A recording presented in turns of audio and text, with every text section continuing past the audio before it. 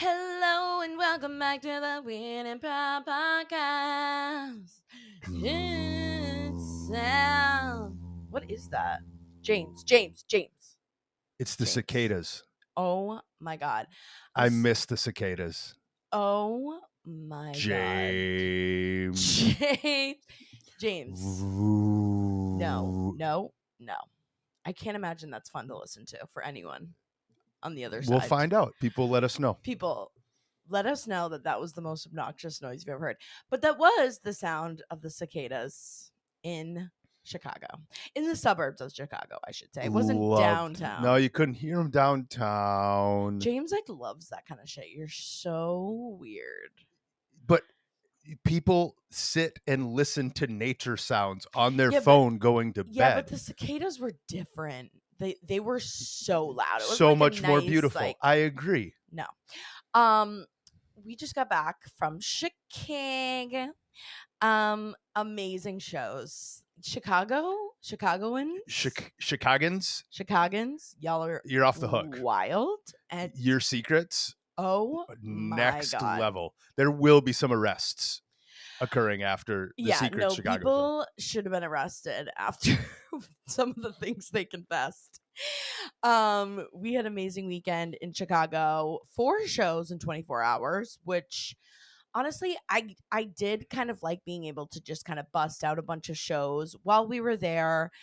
And it's just so funny, like how different each show was, especially the 9:30 shows. Like you just never know what's going to happen at 9:30 on a Saturday night or a Friday night, because a lot of people go out before, they maybe have some drinks, so it always is like a little more unhinged in the 9:30 show. There's always, a couple people who are blacked out, and we had some secrets, you guys. One person admitted to throwing a Molotov. Is that what I It's a pronounce it? Molotov cocktail. Molotov cocktail, which is at a business. picture an old school just liquor bottle with a wick, like a cloth in it, and you light it on fire and throw it at something. Mm-hmm. We had that was one of the secrets. Someone admitted he lit a building on fire with Molotov cocktail. Someone in high school got drunk and they robbed a house. Someone said they robbed a house.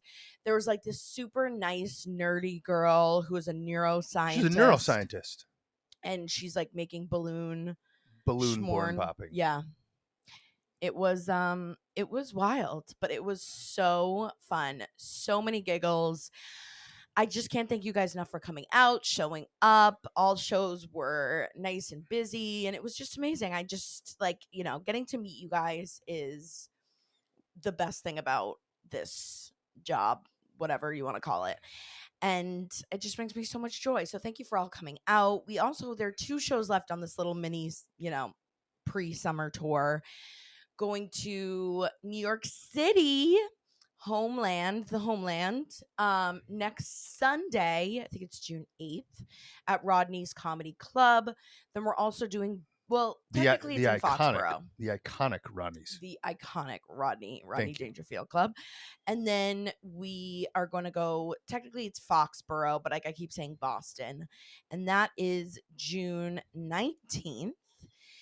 So make sure you get your tickets, SamanthaRamsdell.com/events. And if you've been to a show before, that was also what was really nice too, is having people that have been to a show before showing up again. Yes, we had a lot of repeat visitors. Thank you so much for coming. And that always makes me feel really good that people, liked it so much they want to come back. And it's always, half the show is going to be different because we do this live secrets version. So it's always, you just never know what you're going to get.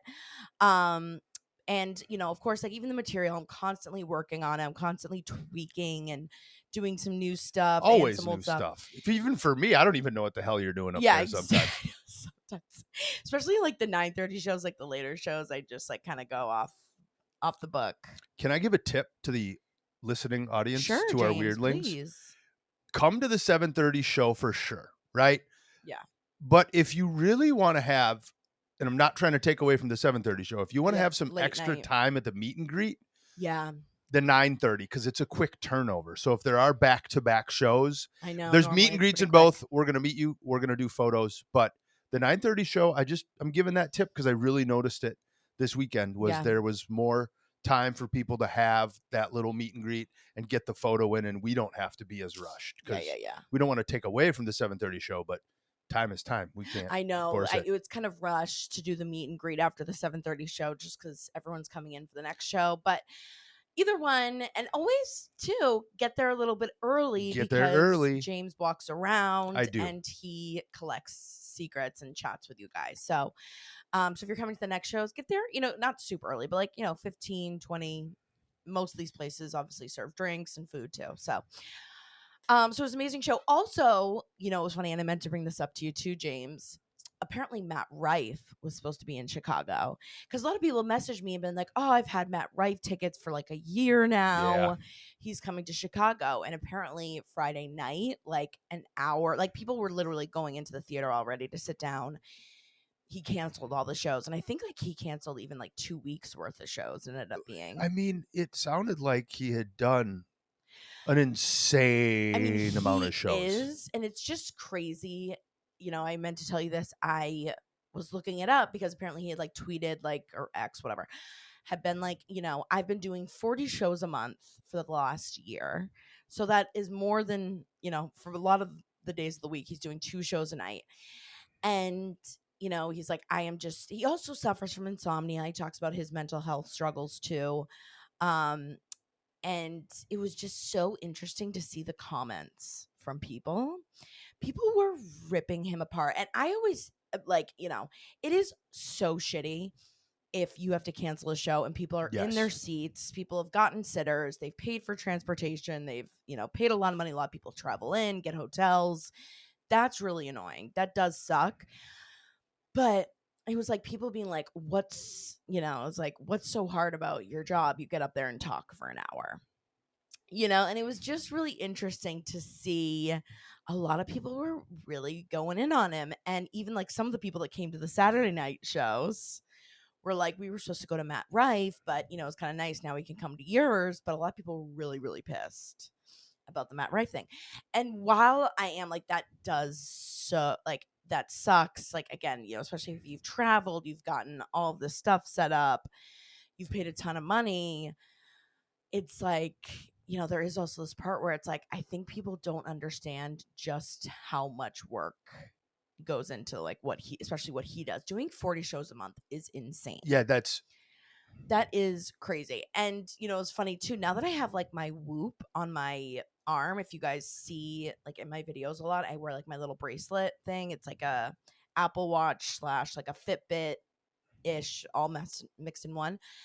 Like how when I do shows, even though like, yeah, again, my job is, my quote unquote job is not like, you can't even like compare it to like someone, someone wrote like, I wake up every morning at 4 a.m. and go like, lift heavy concrete for 8 hours. And it's like 100% that is a much harder job. And, or someone who like goes and is a surgeon and is in brain surgery for 12 hours. I'll chime in and be mean about it, but true, right?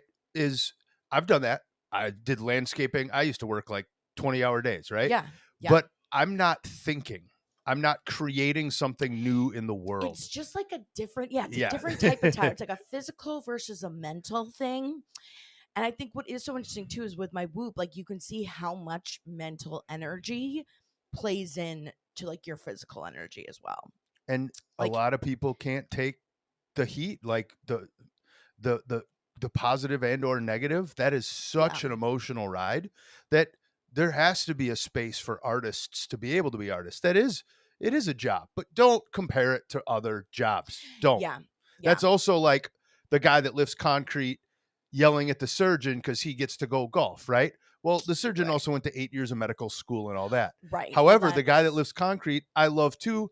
They tend to test out as the happiest people in America because guess what? They work their butts off and their stress level's a little lower. Yep. Yeah. It all comes around. So don't pick on somebody else's job. It's like, if you don't understand it, don't pick on it. Yeah, it's so hard to compare, but it was just so interesting. I was like, wow, I can't believe how many people are so upset at him. And apparently he also had like canceled shows like a year ago or had to reschedule them also in the same area. So I think people are annoyed about that 2 in a row. But now I could understand anyone who's already the same night show getting canceled totally, without 24-hour so notice, annoying. that's tough for the that's crowd. Annoying. That part right there. Yeah. Ooh, but that's hard. Again, if he had like passed out, apparently he passed out on the way and like fainted, and like you don't want to see a show from him at that point anyways, like if you did pay all this good money for tickets, for him to like be like half asleep. Anyways, it was just really interesting. It was just, because I was not nervous, but I was like, oh my God, Matt Rife's doing it. No, everyone's going to be at that show. Of course, it was a great turnout nonetheless, but it was just crazy to hear that. It is funny, like, because some people just don't know, too, like that hour of performing, how much went in to get that hour of talking, quote unquote, talking on stage. It's all about perspective. And it is interesting because, like, that is, even when I was like growing up and we used to go to comedy clubs, I always just thought that like a comedian just walked on stage and just started talking. Yeah, everyone does. You just think, oh, you're funny, and you're just funny telling and you jokes. literally just walk on stage. And even with crowd work, like a lot of people see all these crowd work clips and it's like, oh, it's so easy. You just walk on stage and just start talking and asking people questions. And like, if you only like some of these really good crowd work comics, it takes 10 plus years for them to get to the point where they can do that so easily. And all of those questions they've done a million times. Like, still everything is so strategic. It's so, every note, every word, every line in my show has been practiced, rewritten, tightened over and over again. So it just, and it's meant to look like that. Like, you wouldn't want to go to a show and be like, oh, this was like someone reading go to a script. show, go to an open mic where a comedian's trying to make it up on stage. Well, that's always what's interesting too, is we had gone to this show recently too where they were like trying out new material. Yep. And they just had a notebook literally and they're like reading from it. And it was really interesting because, of course, a lot of them didn't work. Some did, but it was just, it's the one that did it for me was over COVID when we went to the Comedy Cellar and Chris Rock showed up. This is pre Will Smith slap. It's literally like June of COVID when New York just opened. We got our vaccination cards. Like, we're dying to do something, but none of the comedians could perform. So we knew that all these big comedians were showing up randomly to these smaller clubs in New York, but iconic smaller clubs. Yeah, we're right. Chris Rock comes in with the notebook and he sets it down and says like 2 or 3 times during the set, oh, I haven't tried this one yet. I'm going to test it on you guys. Yeah. But just having fun with it. Yeah, he was fun. But like, I was like, I didn't even laugh like once. Oh, I did. Yeah, like, he's still funny. Obviously really funny, but like compared to like a show that he's been working on for 2 years, totally or whatever, different. and done 500 times. But it was like, I remember watching, be like, oh my God, that was so unfunny. But those guys do, if they can get one laugh out of an hour of testing, all they have to do is test 100 hours to get 100 laughs. Yeah. Like, that's so smart how they think. I'll give it a nostalgic. I know I'm talking a lot. I had a second cup of coffee. I had a nostalgic watch for everyone. 15 minutes. They're very short, but if you want to know more about the mind of a comedian, watch on Netflix, Comedians in Cars Getting Coffee with Jerry Seinfeld. If you haven't seen that yet, classics. Go back and rewatch them. Find your favorite comedian that he interviews. Absolutely great way to get a perspective on what's going on. Totally. Anyways, that was off the cuff, but it was just interesting. And I, because I was curious to go and see what people are saying. I saw some news stations have picked up that he had canceled all these shows and everyone was talking about it on TikTok and on social media. And I was like, it is so interesting, how people just, perceive that you're going on stage and you're talking for an hour. Like, how hard is that? It's just funny.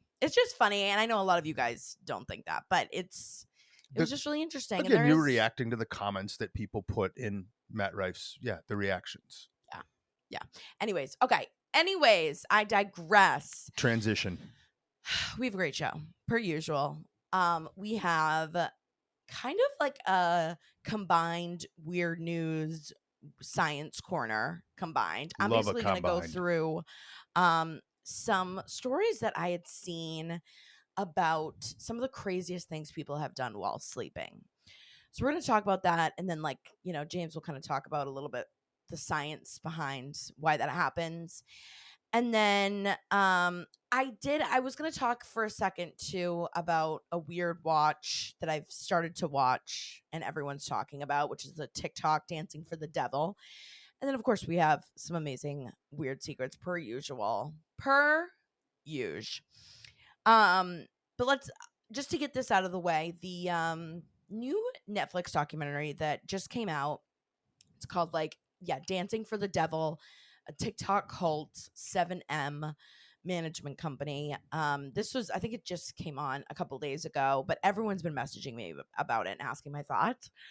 I watched 75% of it on the plane, and it is crazy. And I remember seeing this whole story playing out on social media, and not to give all of it away or like a spoiler, but just to give you like kind of a basic premise of the story is that there was this talent management company called 7M that was run by this guy, Robert Shin. And he was reaching out to these huge TikTok dancers, signing them up, promising the world to them. And then it ended up being this basically a cult, and a lot of religion was tied into it. Come to find out, this guy Robert had tried to start a church and like make a cult kind of that way, but he couldn't figure out like how to make more money. And of course, TikTok was blowing up at the time. So he was like, oh, I always wanted to get into the entertainment industry. What if I became like a talent manager? And he kind of was like their spiritual guide, because he would like still like run these church services for these TikTok dancers. So we put a lot of it like, you're doing this for God, that always helps motivate people. But at the end of the day, he was, any deal that they would get, he would take literally like 90% of it, because he would take a 20% cut fee, and then like 30% would go to the church, and you'd have to like pay, tithes or tithes. Tithings? Tithings. Yes, thank you. And obviously just took extreme advantage of these kids. Well, that's where it became sticky too, is that they weren't underage, like they were technically adults. They were over 18, so they could make their own decisions. So it was really hard for their parents or even like police to really do much to help these kids, because they were really kind of brainwashed, manipulated by this guy, promised all these things. And of course there were all these allegations too about sexual abuse by him. And of course then all these other people who had been a part of his church that he had originally tried to started coming out of the woodwork. And so now like the parents of these TikTokers and these old victims of his church that he was trying to start get together and are trying to help these kids. But if you know more about it, and if you follow some of these guys, like a lot of them are still in it today. Like, and that's what's always just hard about these documentaries, is it's like, they're, and I've talked about how before too, a lot of these documentaries, I don't really like when there's not like when it's not tied up with a bow, like it just stresses me out more. That's like, okay, so like, how does it end? Like where, like, like we're still, a lot of these poor people are still under his control. And again, this isn't even really a spoiler alert, because if you're on TikTok already, or if you follow these people, that they're still under this company. And so it's just really sad. It's unfortunately, you just see it time and time again. And this is an industry, the entertainment industry in general, social media in general, is so much exploitation that goes on. And it's scary. And like, and even like some of these, people who are under this guy, Robert, and are working under this company, it's like they have good families, they're smart, they have all this, they have a ton of support. And, it doesn't matter where you come from or what you think, you're like, oh, I can't be manipulated by this guy. It would never happen to me. But you just never know. It's always like that slow control. And it's always that, really interesting comparison I think I talked about, like when you're boiling a frog, like a lot of these abuse or like these cults or manipulation, you don't just like throw a frog when you're cooking a frog, which this is fucked up. But if you're cooking a frog, you don't just throw a frog into a boiling, hot bucket of water. You slowly turn it up so they don't notice how hot it's getting until they're already dead. So disturbing, but it's true. Still with your overview, and again, I did not watch as much of it as Yeah, I you. know you were kind of There's still no, what you just said though, there's still a lot of really intriguing parts to this story. Yeah. So if you're hearing about it here and maybe you've seen it on Netflix and haven't quite pulled the trigger, there's a lot more detail to it that does make it interesting. Yeah, yeah. I would watch it. It's I don't know. It's just I feel like there's so many of these cult documentaries, and it's interesting how they've kind of changed over the years, but they're still the same. There's a lot of still the same basis that happens in these cults, but they're just, now it's again like looking at TikTok stars, like taking advantage of someone who's like, I will do anything to be a dancer, to be successful in, in social media and have this community. And no matter who you are, it's you can follow advantage to it. I think that the run of how many cult documentaries are out there is a good thing because it might bring some awareness to some of the things that do exist in the world, and to tell people, whether you're a performer or getting into any kind of organization, to kind of vet it out and do your research first and step in slowly to something like that. Right. Again, it just goes back to clicks.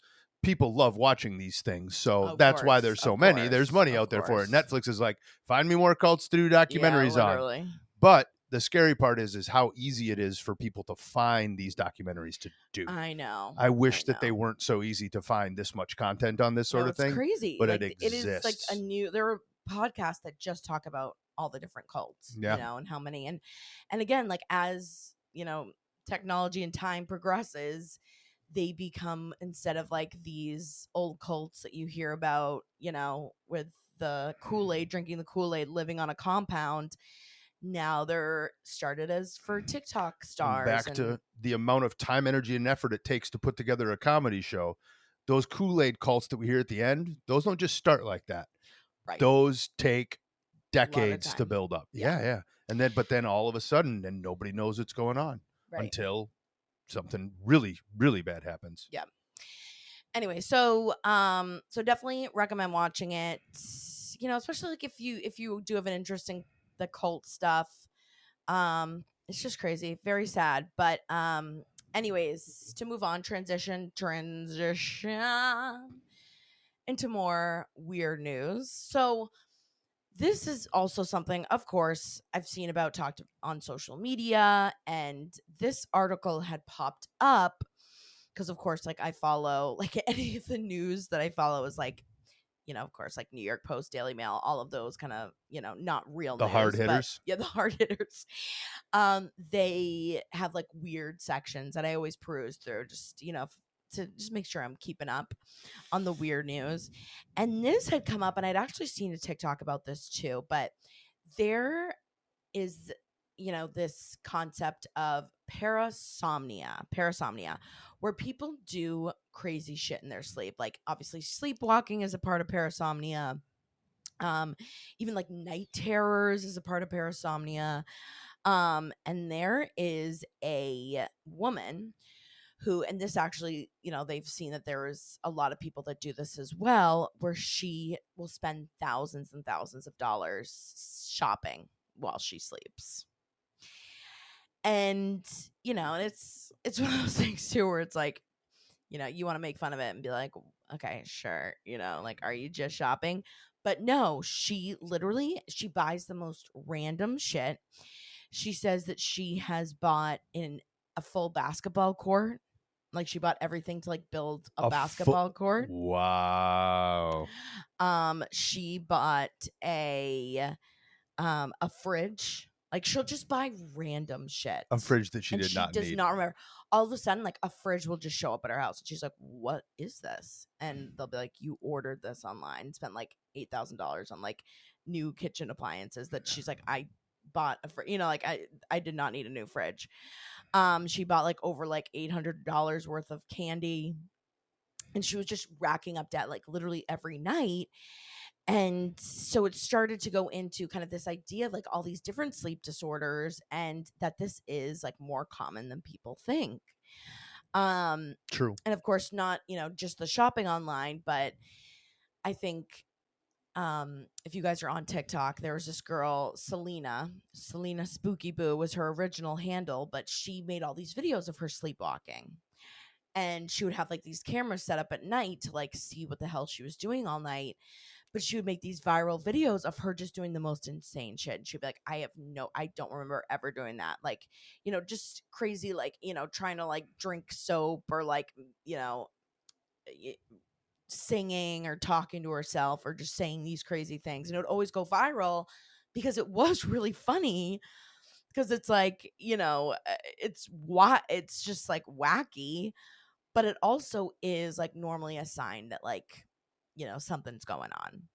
And especially with this woman, a lot of the times too, it can be set off by like some sort of trauma, or a lot of the times this happens too when you aren't getting enough sleep, which is kind of interesting. Like you would think you would, you know, you wouldn't do all of this physical stuff if you were really, really tired, but it's when you're really, really tired that you do this kind of crazy shit.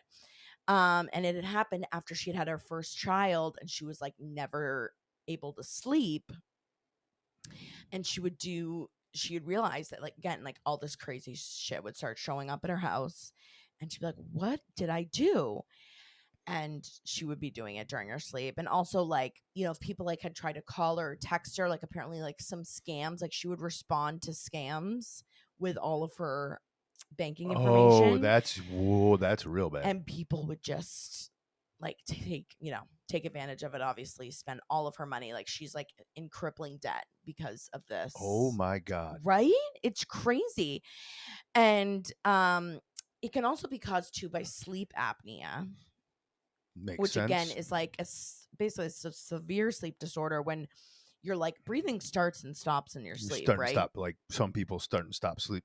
I've heard up to 200 times a night. That's crazy. Yeah. And that's when like people need the machine, right? Yes. And a lot of people, there's a lot of new things coming out finally about sleep apnea. There's a ton of research around sleep apnea right now. So yeah, I saw that there was there's also a lot of money around sleep apnea. A lot of money. Well, and a lot of people trying to make medications, just because all the times, like if you've seen it, like you've probably seen this machine that you have to basically have at night that's like a mask that you put on, right? That, like helps oxygen get to your brain, because if you just stop breathing in your sleep, it helps you stay. A lot of times it helps you stay in a sleeping position. Like there's different things that it does. I should have looked up a little more so I had the most relevant research, but that's okay. Yeah. I'll make it. No, that's okay. Yeah, so, and even like too, sleeping medications, like certain medications can make it worse too. Obviously, like alcohol or, drugs can make it worse. But literally the only thing that she has done that's even been able to help a little bit was having a CPAP machine and being able, because they think it was just like just not getting enough oxygen. Like that's what always confuses me too, is it's like, how does your like brain just shut off from not breathing? So are we starting the questions? Yeah. Okay. I'll just ask you questions throughout this research. Full disclosure, a lot of times when I go through the science corner, I do a little more research, but in a good way. Today's is a little more of an improv, meaning I haven't looked up all the most recent research. Yeah. But I can answer parts of those questions. So let's start with the multiple reasons why people might stop breathing, is it can be what you already talked about. One of the most used words in the medical field is stress, right? Yeah. Or stressor, right? Yeah. So think about her. I'm going to connect it to murder shows. Everyone's like, oh, what's the stressor, right? Yeah. Well, even in a smaller scale, when big changes happen in our life, there's usually a stressor that can happen. And it could be a good stressor, like having a child, right? Right. All of a sudden, now you can't even describe the number of changes that go through a woman's body after having a child. Totally. But more importantly, the hormonal and emotional changes that can occur. That can be a stressor that causes somebody. Now think about when you're stressed. Do you breathe better, or do you short breathe and hold your breath? Yeah. There's what it is. Worse, right. Is a broad term. Now, if there's a sleep specialist out there, they'll give you a much better description than that. But really, it does come down to breathing interruption. And when you're sleeping, you're not in your conscious mind. Right. You're in your subconscious mind. Yeah. So when you have a subconscious stressor, all of a sudden, you're going to start short breathing. And again, it becomes to that short breathing. Yes, a lot of times you'll see the research. It's pretty simple. When you're overweight and there's a lot of weight on top of you too, that makes it tough to breathe. Yeah. But there can be people normal weight that go through this as well. But again, it comes back to some of those stressors and maybe, again, broad vision here, right? How are they dealing with it? What are they doing about it? And when we get into actual sleep research, that'll help explain more of it. And I'll get to that later when you have some of your questions. Yeah. Well, so then I just started looking up too, like how does this happen? Because it is such an interesting phenomenon. And I've had some friends that would sleepwalk. Like in college, one of my friends was a sleepwalker. And luckily it didn't like happen a lot. And I think too, like in this talks in this article that I found on Mayo Clinic, which that's how it's legit. This is not a New York Post, but they talk about how a lot of it is like in a lot of younger. Normally it's in children or, it happens more in young adults rather than older with sleepwalking specifically. And a lot of the times it is mixing with people who do have other sleeping disorders or mental health issues as well.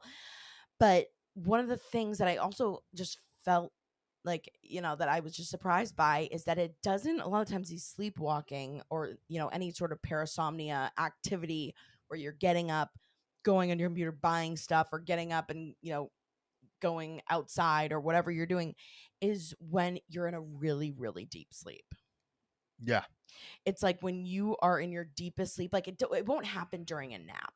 Because you'll wake up.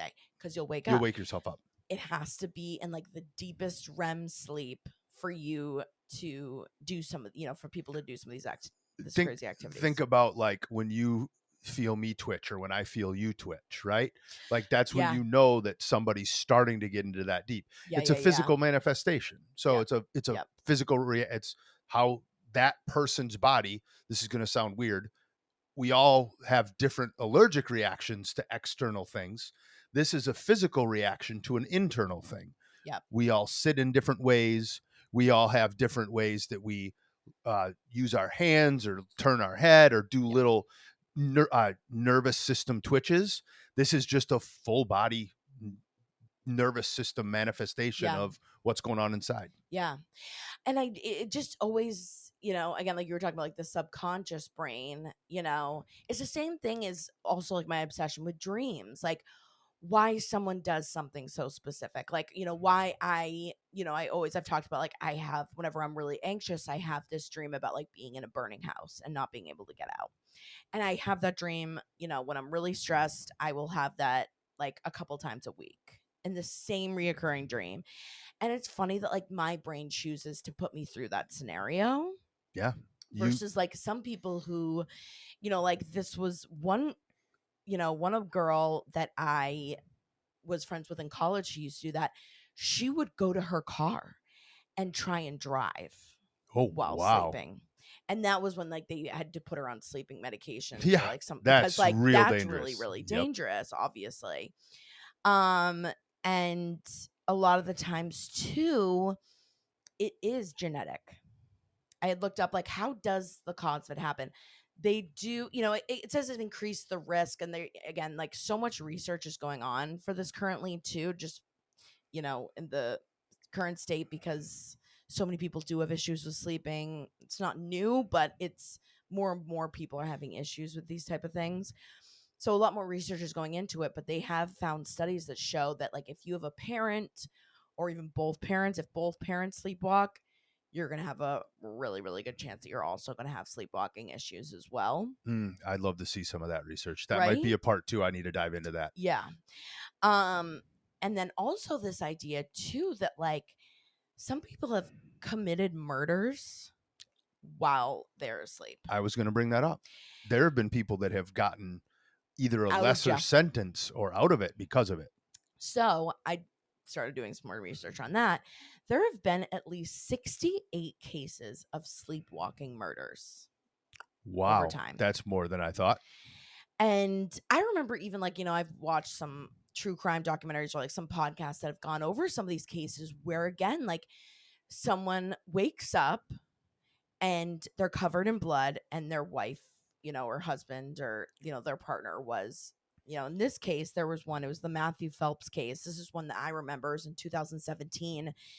He just wakes up and is covered in blood. He has a knife in his hand, and his wife is laying on the ground and had been stabbed like 12 times. And he's like, calls 911 and is like, I think I did this, but I have absolutely no memory. And he got like a lesser sentence. I think it was like manslaughter versus like, just like an accidental death rather than first degree murder, like, going to jail for the rest of his life. Like, I think he got out after like 15, 20 years or something. Maybe even less than that. But it's crazy that apparently in this case, he had taken medication for a cold and flu. He wasn't feeling well before bed. He took this cold medication, and apparently it contains something called dextromethorphan, which can produce hallucinations and can also, like, apparently too, like, if you haven't slept in a really long time, and apparently he was having issues with sleeping, and then you do finally get to that really deep REM sleep, deeper sleep for the first time in a while, it can cause, and again, especially with medications on top of it, it can cause these like full body, like almost just out of pocket is like the only way to describe it, but it's like these almost like violent outbursts where and again, it's like you're having these hallucinations. Like he could be having this dream where he's being killed, or someone is trying to kill him, and it is crazy that our brain can do that. And then in real life, you're able to like somewhat be, your eyes are open, but you have no idea what you're doing, and you're almost in another world in your brain. Isn't like that's so bizarre? You are in another world in your brain. Yeah. How insane is that? Like, that's so crazy to me. Well, if you think about the idea of a dream, right? Maybe even we'll call it a vivid or a lucid dream that you can remember. Yep. A lucid dream is where you're actually participating, right? That's a release for the brain, but our frontal lobe, the part that's probably I might have gone to frontal lobe too soon there. The part of it that sits, it has to sit in memory, right? Yeah. Right. Some of the stuff you dream every night, it's the question is, what part of the brain, or did you remember it, right? So again, we can only talk about what we have stored in our upstairs brain computer, right? Yeah. We can only recall what storage, we can recall. Yeah. So it's something that has to happen, but the nervous system learns to do it in different ways. Again, every habit that your friend or partner or other people have is part of the nervous system. Yeah. How connected to genetics that is would be an interesting conversation, because I do like that one, because there is an interesting way to look at how again, could genetics only make you more susceptible? Genetics do not necessarily, and geneticists out there may argue this with me, but that's fine. Genetics don't necessarily make you do stuff, but they do make you susceptible to things. Right. Well, they just said you have a higher risk if you have people in your family, and they don't know that for sure. I was just going to say, that's a tough one for me to swallow at this point. Yeah. The geneticist doing the research know more than I do, but that one's that really tough one for me to swallow. Yeah. Because is there the learned side too? A lot of times, like sleeping issues, like insomnia is stuff that can be passed down. So like maybe that just puts you at a higher risk. And then on top, if you're not sleeping, again, you take a certain medication that then puts you in a really deep sleep. And it's just crazy. It always makes me think of that Step Brothers. Absolutely. I was thinking about that too. Where they both do it, and it's just so funny that there's also this idea that's like, don't wake them. Yep. So I looked into that too, because I'm like, yeah, why do you always say don't wake them? And a lot of it too, like some of these more violent outbursts that happen, or it's just also just like extreme confusion and like really puts a lot of stress on the person that's you would have no idea what's going on. Zero. It freaks people out, and people can have these almost mental breakdowns or have these violent outbursts when they're being woken up, because it's like you're like, where am I? I'm dreaming about something else, and I'm somewhere else, and then you're brought into the current, and you start like you can like lose your mind a little bit. Just imagine, even if you are just a regular sleeper, just imagine being woke up in the middle of the night from a fire alarm or from sleep. Anything. Just that start there. Yeah, just absorb for a second. Anytime you've been woken up, not violently, but what I mean is abruptly woken up, right? Yeah, in a really, really deep sleep. Now imagine that your nervous system has decided that you will be walking during your sleep, and you wake up in a strange place, in a strange area, that you don't and remember. with somebody right in front of you, you don't remember any of it. Like there's a whole new nervous Yeah. system input overload going on. Yeah, and apparently too, like if you are woken up, like it can also like make it so that you will do it more often again. Like if you're constantly woken up, like if someone's being woken up, like it'll the chances of you doing it again the next night will heighten. That's interesting. Yeah. I didn't know that. That's again research that like they've been working on to try and figure out like how to like not solve the issue, but yeah, kind of like give these people peace of mind so that they don't do something crazy like get in a car or murder someone. Like there really isn't a drug to take, or more importantly, just other the than more likely of hurting someone else is hurting themselves. Right. Like, yeah, like again, if you're not paying attention, you walk into the road, or you do something dangerous, get into a car, and you have very well, again, some of them might actually have pretty good awareness of what's going on around them, but yeah, you fall down some stairs, right? What if you do it in a hotel and you're used to doing it in your house? Right.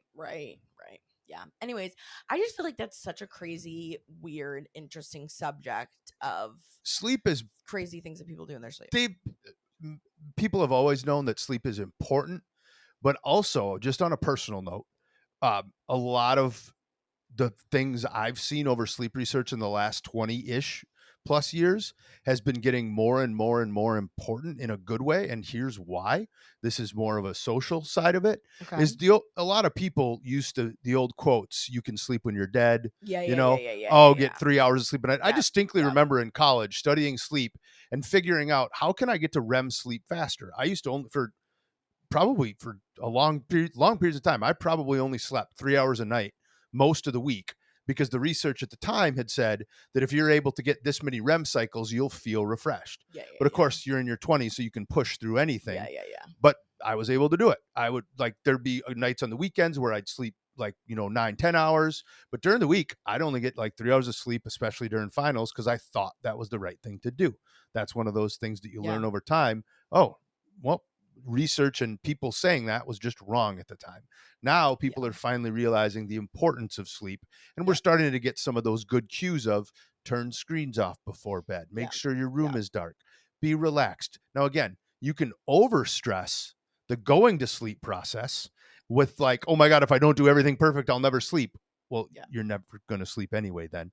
But the importance of getting that sleep right now is at an all-time high from what I've seen. So I think that's why so much of this research is coming out so important. Yeah, that people are seeing that if you don't sleep, and that goes almost back to the Matt Rife situation too. He would talk about how he sleeps 10 hours a week. That's tough. And that is so bad for you. Back in the day, that used to be a badge of honor. The grind, good for 2 hours you. of sleep, wow, you're a hustler. It's you're also just that is so bad for every part of your body. You're just not as effective at what you do. Yeah, stupid, dumb. I will take my sleep any day. But I'm interested for you guys. This can kind of give a prompt to you guys if you have any stories. Do you guys have any stories of sleepwalking? Is there anything crazy that you've done in your sleep, or you've had a roommate or someone you've lived with that's done something in their sleep? Have you ever slept walk in your life, by the way? I don't think so. You will talk in your sleep sometimes, and I always think that's really interesting. Oh, I've heard that before. Okay. I've probably talked in my sleep. Nothing that makes any sense, or obviously just most of the time I'm gobbledygook. asleep anyways. Yeah, but it'll be and that's always so funny too, because it's what are you dreaming of? I don't what are even you know. saying? Yep.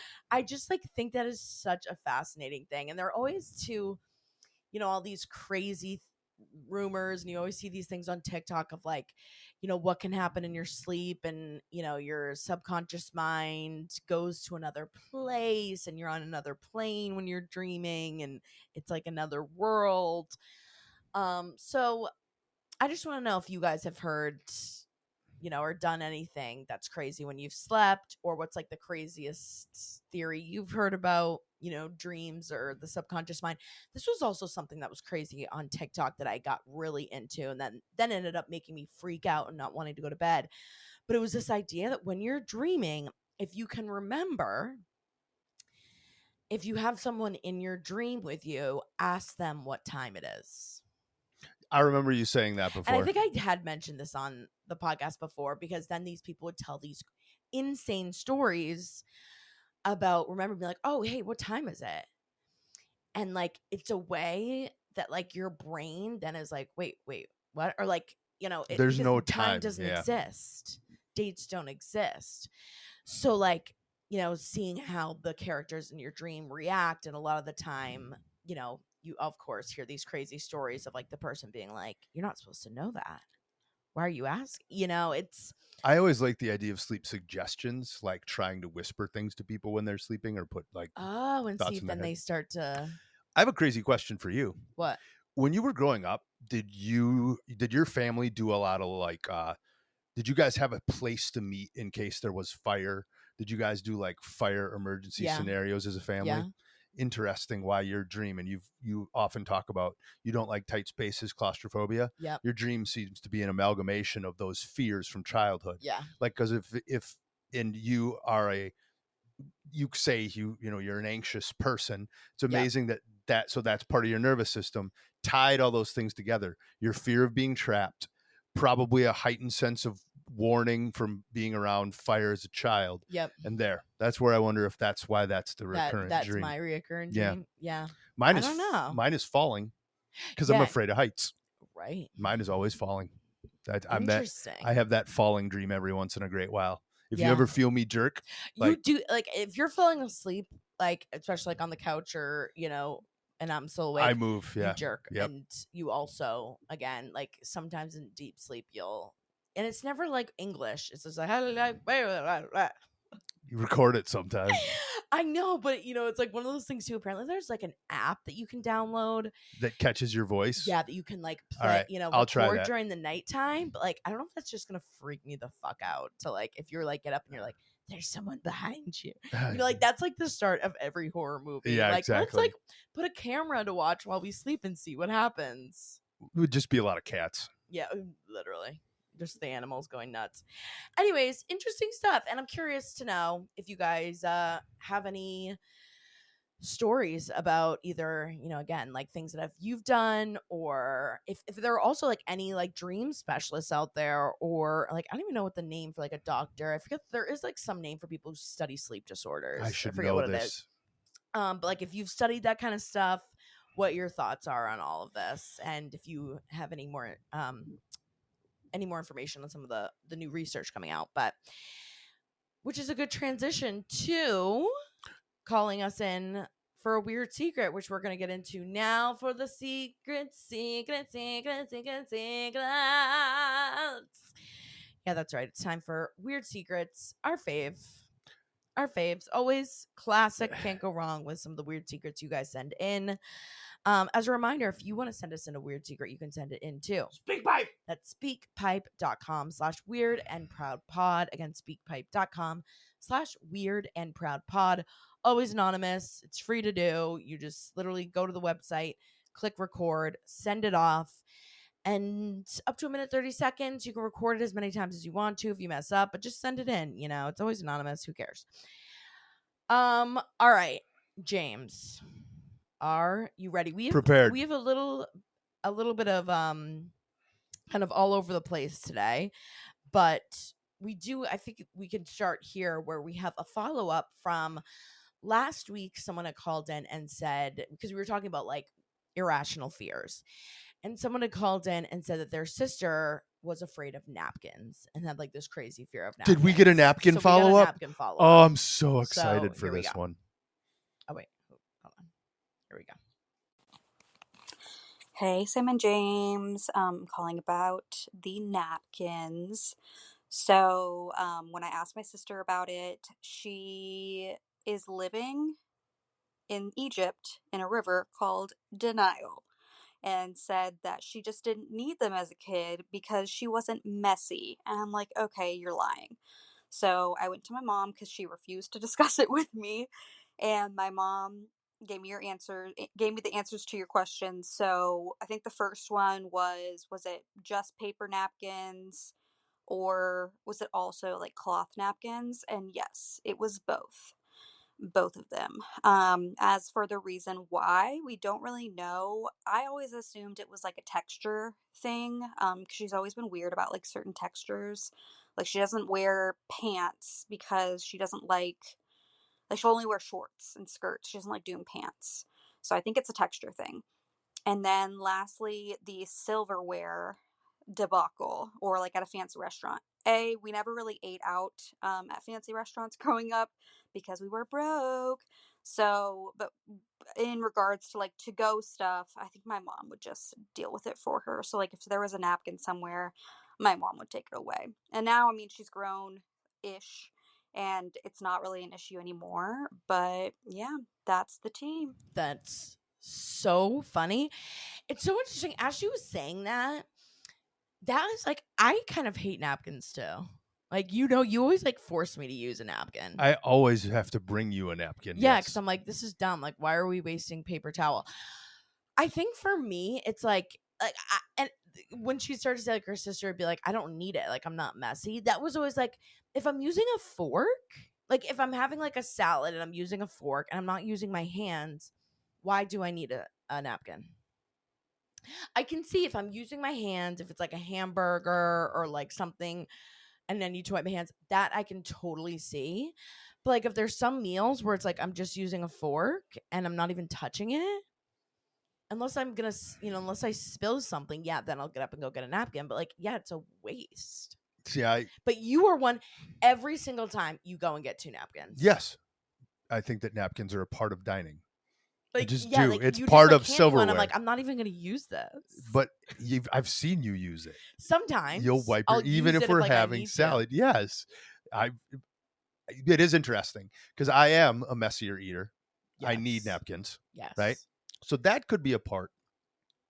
Now, I wonder what her version of it versus yours is. Yeah. Because you giving your perspective poses a good question to me.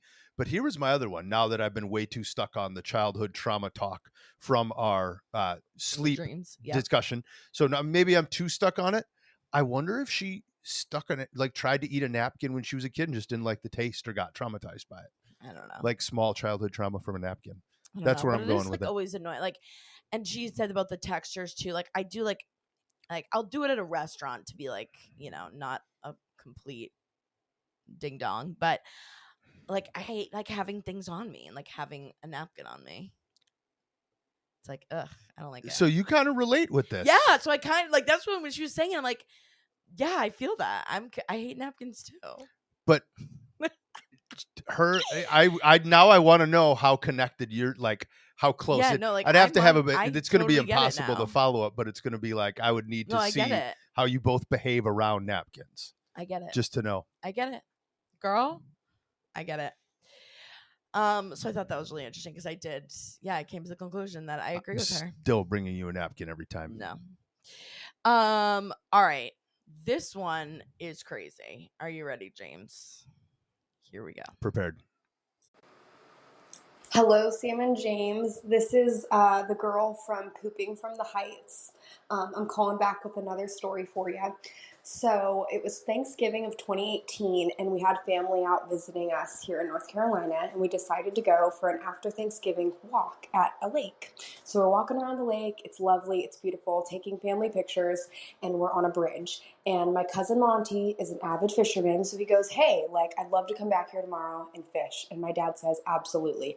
So the next day, they're fishing on this bridge. They're there for about 2 hours, not really catching anything. And they're about to leave, and a kayaker comes underneath them on the bridge. And the kayaker gestures up to them and points with his oar to one of the posts that's directly below them. So they look down, and there is a body wrapped around, arms, hugging the post. And they're like, is that what we think it is? And they're talking to the kayaker, and he rows over and he kind of pokes And he goes, guys, like, that's real. Like, that's a dead body. So they were fishing above a dead body for about 2 hours. How did they not see it? I have no idea. Anyways, the news was called. It was on the news and everything. And this man was missing for a couple days beforehand. And yeah, and my dad has pictures of it, by the way, which is weird. I don't know why you would take pictures of it, but he has them. Yeah. So yeah, love you guys. Bye. How crazy to find a dead body. Just interesting that the man was wrapped around the pole. That's the part that's stuck in my head. Well, now I'm curious too. Of course, I want to hear, like, do they know what happened to him? Like his arms were wrapped around a pole. Right. Why? And is this river near the ocean? Does this river have tides? Right. Doubtful. It sounds like it's just a river, right? Yep. Because I don't know what I would do if I ever found a dead body. You know what? If I were her dad, I would do the same thing. You know why I would take a picture? Why? Just to be proof that this is how I found the person. Right, I was not involved in this. Yeah. That would be the only reason I would do that. I wasn't sleepwalking and I didn't kill this person. No, it's like, I'm like so grateful. I really have never like seen a dead body. Everyone should watch the movie Stand By Me. What's that? What? River Phoenix? No. It's an old movie about kids that find a dead body. Oh. It's a Stephen King. It's one of the old Stephen King books. We should see it then. Stand By Me. Great movie. Yeah, I just that would like traumatize me, I feel like. And especially like, if you didn't even notice it and you've just been like hanging around. You'd also like Stand By Me because it has like all these now huge actors. Some of them were so like popular in like the 90s and early 2000s that they're not even like that popular anymore, but you would recognize a ton of them. Yeah. Damn. Great movie. Well, I mean, maybe you guys like help solve a murder though, and it's at least help solve that this guy was missing for. Is that Prue's at the door? Sorry, will you let Prue in? At least you helped solve a missing person. Like, you saw him and you called in. That's nice. You give closure to someone. Yeah, but still very traumatizing. All right, James, are you ready for the last secret? Here we go. Hi, Sam and James. Love you guys. Can't wait for you to make Philly on one of your pit stops because I need to see a live show badly. But anyway, so I live alone with my toddler and we co-sleep. Terrible, I know, whatever. So when I need to take care of myself and do my business, I go downstairs. Well, fast forward a couple days, my girlfriend comes over. We're having a play date. We're upstairs. We're giving the kids a bath. Her boyfriend walks in from work.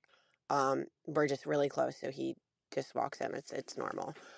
So he's downstairs, and she goes down, and she starts yelling for me. And I'm like, "What, dude? Like, I'm taking care of, like, I'm getting the baby dress. What do you want?" And she keeps yelling for me. So I go downstairs, and she's on the floor, like, hysterically curled over, laughing. And I look at her boyfriend, and he has my wand on his knee, massaging it. And he looks at it and he says, "What is Adam and Eve?" I'm like, "You're kidding." Oh my God. Like, mortified that I left it downstairs. But like, you really just sat down, picked up, and was like, "Cool, I'm going to massage my knee." With my vibrator. So, yeah. I just crack up anytime I even think of that day, but so funny. This is like a classic situation, and I remember this had even like been a thing too, like in high school. I remember going to a friend's house and she was like, "I found my mom's vibrator collection."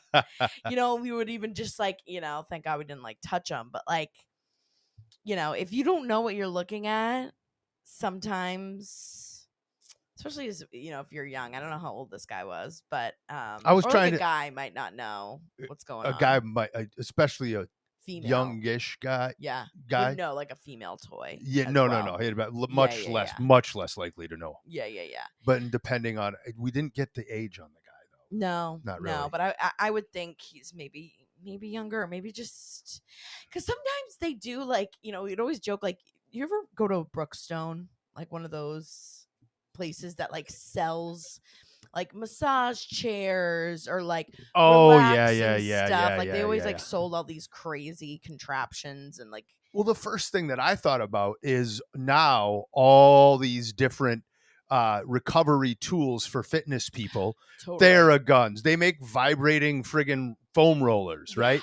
Like everything has that massage component to it. Yeah. I can see where nowadays it's slightly easier to make that mistake. Yeah. Back in the 80s, 90s, back, but even in late 90s, if it vibrated, it was probably a female's toy, right? Yeah.